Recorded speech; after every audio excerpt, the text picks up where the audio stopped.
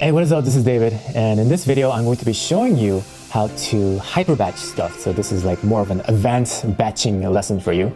And like I said, batching really helps us to reduce our willpower so that we can batch our stuff, like our daily chores and tasks, into one day, so that for the rest of the week or the rest of the weeks, we can just straight focus on what's important and on achieving our goals and putting that time into our craft. So that's what I'm going to be showing you today, and I have a few things here, and we're going to do some hyper batching. I really took this to the extreme because I really tried to think of every single thing that I can batch and allocate on a different day, so I don't have to spend any time at all thinking about this stuff, and I can just straight focus on my craft. So the first thing that I want to show you is how to batch clothes. So as I've said, and as other people have done, right? People sometimes wear the same clothes every single day, such as Steve Jobs or Mark Zuckerberg. They wear the same thing every single day because they don't want to be thinking about what clothes to wear today because it leaks willpower, right? And one way you can do it in a smarter way is to actually pick out the clothes that you want to wear the night before. So in that way, you're not thinking about what to wear, and you can also wear whatever you want instead of wearing the same things over and over again. But I do also suggest that you do wear the same things over again because you really want to focus more on value than on looks. But you can wear whatever you want with that technique. But there's another, even better strategy. You can actually batch your clothes. So what you want to do is you want to pick out clothes that you want to wear for either a week or 2 weeks. I like to do mine in 2 weeks. So I set out and I pick my clothes for an entire 2 weeks. And so every morning, I don't have to think about what I'm gonna wear. I just pick out, okay, this is what I'm gonna wear today, and I just simply wear it. And you can do that by picking out your clothes 2 weeks. For 2 straight weeks, you can do that.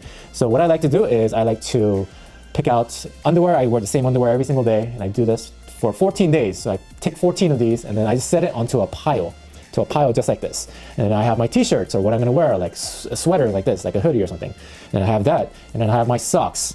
So every single day, I just take one of these piles and I just wear this thing. And I don't have to really think about it now, right? Because I have 14 of these laid out in front of me. So that's how you can batch your clothes. And let's also talk about some other things that you can batch. You can also batch your food. Right? You don't want to be cooking every single day. That takes a lot of time and effort, and to wash dishes and everything like that. So you can take these food containers and you can get like 7 of these, and you can do all your cooking in one day and then batch them into like 7 separate containers. So you put all your food and you separate them into 7 different days. And what you can simply do is just put one of these into the microwave or reheat it on a stovetop or whatever, and you have food for that day. So you don't have to do cooking every single day, which I hate, by the way. So I always batch my food in a week. And so that's another way to batch stuff. And let me show you another cool little trick on batching. So throughout this program, we're going to be using a lot of fat, especially a lot of butter. So I'll show you how to batch butter. You can actually batch butter.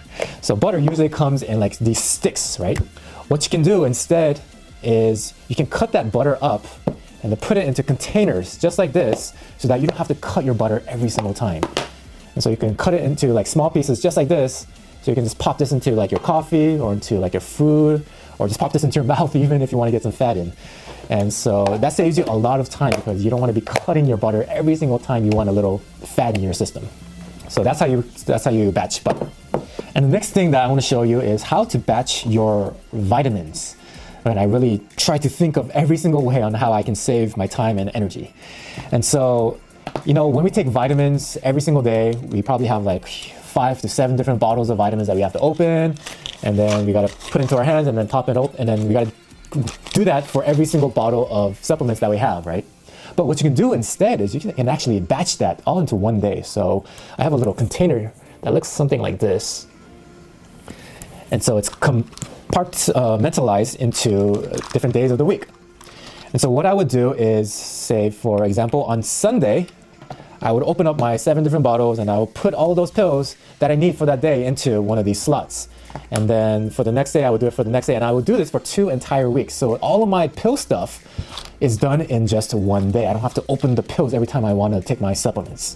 So this is a great way to batch your vitamins. And I do this 2 weeks at a time, and it saved me a ton of time and energy and hassle.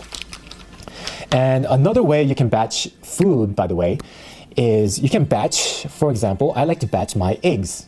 You can you can cook hard-boiled eggs, and you can batch all of that cooking time into one day and then split it into 7 different days. I like to do that with my eggs, such as hard-boiled eggs, and it's easier to do it with hard-boiled eggs, by the way, instead of the fried eggs, because it's just a lot easier and it's a lot easier to eat too.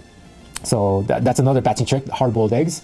And another one is you can batch your avocados. Yeah, you can batch your avocados. So again, avocados are really great for getting our good healthy fats. And you'll notice that there will be seasons where avocados are a lot cheaper than other seasons. And so what you can do is buy a box full of avocados during that time, and you can actually freeze your avocados, because avocados last a long time in the freezer. Anything lasts a long time in the freezer. So you can have those avocados for a few months frozen. So what you want to do with the avocados, I don't have one on me, but I can explain it to you, is you want to cut it up, and you want to take the insides of the avocado and put it into a freezer bag. And that way you don't have to cut up the avocados every single time you want to eat an avocado. You can just take one from the freezer, you can just thaw it a little bit, and then you can eat your avocado like that. Or another way to do this is to make guacamole. You can take that avocado and then you can smash it up, and then you can mix kind of like a guacamole. And then you can put that into a freezer bag, and then you can put that into the freezer, and every time you want some guacamole, you want some more fat into your system, and then you can take it out and thaw it, and there you go. No hassles, no cutting up avocados every time you want to eat one. All right, so that's another way to batch your food. All right, and the last batching trick that I want to show you is a big secret of mine. You can actually batch coffee. Yep, you can actually batch coffee. Because sometimes it can be a little time consuming in the morning. Every single day you got to brew your own coffee, right? So I have a little trick, and this is known as cold brew coffee. That's right, I'm going to be showing you how to make your own cold brew coffee. And if you've never tried cold brew coffee before, in my opinion, I think it is better than regular coffee, because it has like this tint of sweetness to it, and the taste is a lot more deep in flavor than like a regular cup of coffee. And so I really, really love cold brew coffee, and I'm going to show you how to make that and batch that in this video. So what you want to do is you want to get a big container, something like this. This is a little over 2 liters, and you can even go bigger than this actually. You can get a gallon container. And what you want to do is get some coffee. Make sure that you have ground coffee. So if you have coffee beans, then just grind it up and then turn that into coffee grounds. And you want to get a nutmeg bag. So nutmeg bag looks something like this, and you can find these on Amazon. Pretty much it's like a coffee filter, but it's in like a bag form. And what you want to do, I will put the appropriate amounts of coffee grounds that you can put into this nutmeg bag in the description below. But you want to put the coffee grounds into the nutmeg bag, and you want to measure this out. Make sure you're putting in the right amount for the right amount of container, for the right appropriate amount of water that you're going to put into the container. You want to measure this out. You want to put this into the coffee bag, or I mean the nutmeg bag. And then you want to put this into the container, and you want to fill the container up with either cold water or lukewarm water like this. So you want to pour this in, and I'll just speed this up so that it'll be a little faster for you. Okay, so I have filled the container up with water, with the bag inside, with the coffee grounds. And now I'm just going to put a little lid onto it. And you can use like any like water pitcher for this. It doesn't necessarily have to be like cylinder like this. You can use like a big old mason jar, or you can use like the gallon ones, the big gallon ones. Those are really good for batching out your coffee. And the requirements for the coffee grounds by weight, they differ by the amount of water that you put in. So I'll leave the details to that in the description below. And so what you want to do is put this into your refrigerator for 16 to 20 hours. 16 to 20 hours is like the sweet spot for like the best flavor while not getting too bitter. Because if you go over 20 hours, it starts to get a little bitter. And if you do it for under 16 hours, then you don't get as much flavor. And so what you want to do is put this in the fridge for 16 to 20 hours, and then you have cold brew coffee. And cold brew coffee, by the way, is a higher concentrated form of coffee than regular coffee.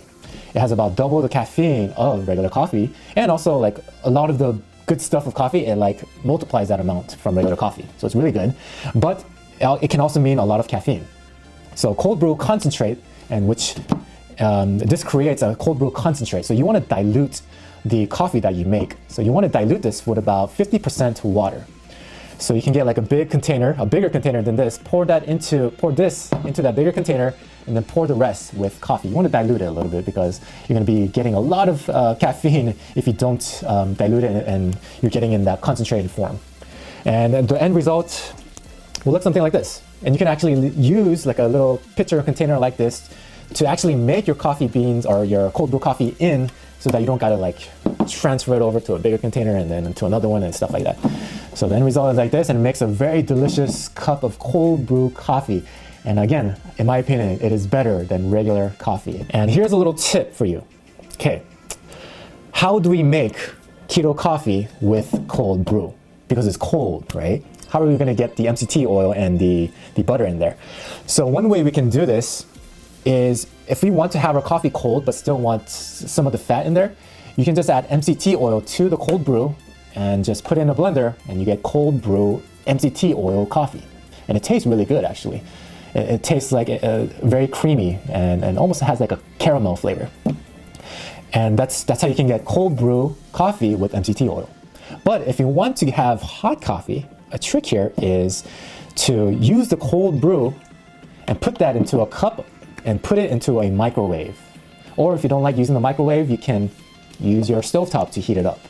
So that way you can heat up your coffee, cold brew coffee, and still have your keto coffees. So you can still add the butter and the MCT oils into there so that that all melts together and mixes very well. And the thing with butter is you don't want to add it to just the cold brew coffee while it's cold. It does not work. I tried it, it will not, it turns into mush. So it will not work. So you want to use hot coffee if you're going to use butter or ghee. And you can do that by putting it into the microwave or putting it onto your stovetop. And again, I like this way better because cold brew coffee tastes a lot better than regular coffee for me. So I rather make cold brew and then heat it up rather than making, the coffee the old traditional way. And so that is how you make cold brew coffee, either in the hot format or in the keto format or just in the MCT oil format. And that's like a big secret of mine. And I hope that this can help you with your batching, and it can help you to get more focus power, because this contains a lot of caffeine and it's also delicious. So that's it for this lesson, and I'll see you in the next one. Peace. Hey, what is up? Now I just want to finish up the hyper batching and just show you how to put all of this together. Alright, so here's like the big list of things to batch. So you can batch, like I said, your clothes, your butter, your vitamins, your cleaning, your laundry, your food storage, your cold brew coffee, and there's also some additional ones such as cleanse and purge batching and digital batching. So let's cover all of these briefly. So clothes, like I showed you, you want to batch all of like your underwear, your socks, your shirts, your sweaters or hoodies. And for pants and shorts, I just like to rotate through some of them. So whatever pants or shorts you have, just rotate through some of them. And for shoes, I only have like, 2-3 pairs. I have like a casual one maybe like dress shoes for, like those special occasions and for like weddings to go to, and one for running. That's about it. I just rotate through them. So for cold brew coffee, remember that fresh mold-free beans are the best. I showed you how to do that in the flow drink section. And for cold brew, coarse grind is the best, and you want to brew it for about 16 to 20 hours. And so here's a little coffee trick. So if you don't have a grinder, you can actually buy whole beans at the supermarket, because whole beans are fresher, they're better. And you can use the supermarket grinder. Some supermarkets, like the big supermarkets, they usually have these grinders inside of their markets. So it looks something like this. And you can actually use these. So instead of getting the ground coffee, you can get the whole beans, and then you can grind them yourself at the supermarkets, because the whole beans are a lot fresher than the ground. And so you just put them in, and you just pick your how fine or coarse you want it. And for this case, you want it to be coarse, right? If you're making cold brew, and you select that, and it grinds it up just for you. That's a neat little coffee trick you can use. And for water, the ratio, I'm gonna leave a list of this down below. So for about 2 gallons of water, you want to add about 16 ounces of coffee, and you can weigh this on your food scale. So you can just buy one of those food scales, and you already should have if you're already doing the keto, and just weigh that out and add 2 gallons to like a big jar of water. And so first you want to weigh your coffee beans with the food scale, and then fill the nutmeg bag with ground beans. I'll leave links to all of these below. And then put in a container and fill the rest with cold or lukewarm water. And then leave overnight for 16 to 20 hours, and that's it. That's all the coffee you need for a few weeks. And there's actually a kit that you can use. This is like a cold brew mason jar kit, and this is a really big mason jar, and it comes with like this little filter, like this cold brew coffee filter. I found this online, and it's actually pretty neat. So all you got to do is add the coffee beans to the filter inside right there, and then you just fill the rest with water, and you wait 16 to 20 hours, and that's it. You're good to go. And that jar is actually a very big jar, so I think it can hold, I think, a gallon or so. So remember that cold brew is a concentrate. It usually has twice the amount of caffeine of regular brewed coffee, so you might want to dilute it, all right? And to dilute is very simple. You just add half water, and half of it is concentrate. So for example, if cold brew coffee output is 1 gallon of water, then you add another gallon of water to that mix. And so the thing is, I think I mentioned in the video that you can add water to dilute it, but when you do add the water, the dilution, or like the preservation period of the cold brew goes down. So cold brew can usually last up to 2 weeks in the fridge undiluted, but once you add water to it, it only lasts for about 2 to 3 days. So to make the most out of your cold brew, you can make a lot, but just dilute it on the day that you drink. So leave it in the fridge undiluted, and then when you go out to make your coffee or pour yourself some coffee, you can just dilute it then. So you can have, weeks and weeks of cold brew coffee, and you can do that all in one day, so you don't got to make it every single day that you want some coffee. And you can also heat up your cold brew coffee and make it keto. And I mentioned that you can microwave it, or you can put it on the stove, or however way you want to heat it up. Or you can also add half of the water in boiling water to the concentrate. So you can also dilute it, and you can also warm it up at the same time. And to drink it as a cold brew keto coffee, you can add MCT oil, and you can put it in the blender. And with the cold version, MCT oil works fine. But butter and ghee do not work with the cold version. I have tried, it turns into mush. So if you want the cold brew keto, but the hot version of this, then you just put it into the microwave, or you use half boiling water. All right, so let's get into purge batching now. So I hope you now have like the habit of removing things that are not necessary in your life, and it gets in the way of your focus. So instead of removing one thing at the end of every day now, we can actually now batch this, okay? So we can either remove 7 things at the end of the week, or 14 things every 2 weeks, instead of doing it every single day. And so always ask yourself when you're doing this, like, is this absolutely necessary? Is this relevant? Does this fuel or stamp out my fire? And is this easily reversible? And most of the time, when you get rid of things, it is almost always easily reversible. And a lot of times, a lot of the things that you have around the house, it's not even necessary. So we can actually batch this now. Instead of doing it every day, we can do it once a week or once every 2 weeks. So continue this cleansing and clearing out the mind, and it becomes a big weight off of the mind. And you can also do a digital purge batching, which means you can batch your digital purging now. So every 7 or 14 days, you want to clean up your phone and computer. You want to get rid of all like those unnecessary photos. Most of us, we take like a bunch of photos at one time, right? Just to make sure we get the right shot. So you can just like get rid of the shots that you don't need anymore. You can clear up your download folder, your apps, your desktop, and the same rules as before, the same questions, right? Like, is this absolutely necessary? Is this relevant? Does it fuel or snap on my fire? Is this easily reversible? So same thing with digital batching. And so schedule a batching day that works for you. I like to do this every 2 weeks, and I use the first and third Sunday of the month for batching. And so whatever type of schedule works for you, try to schedule a batching day. And it honestly shouldn't take too long. All of this should only take, maybe a few hours at max. And then after a few hours of batching, you have like the rest of the 2 weeks for full momentum mode, full macro momentum. So here's just an example of like what my batching day looks like. So I would do my laundry, and I would like clean my house and bathroom, and get a cleaner if you can. If you can afford it, the cleaner can help save your life, help save you a few hours of cleaning up. But honestly, cleaning does not take much for me because I don't have anything here, so cleaning is very easy. Remember, when you get rid of all of your stuff, cleanliness becomes like your default, so you don't really got to clean much. And so for food, if you have a chef or a cook, you can hire them. But for food, I just use or batch my food days just on one day, and I do all the cooking, and I also get my food delivered, so it's a lot easier for me.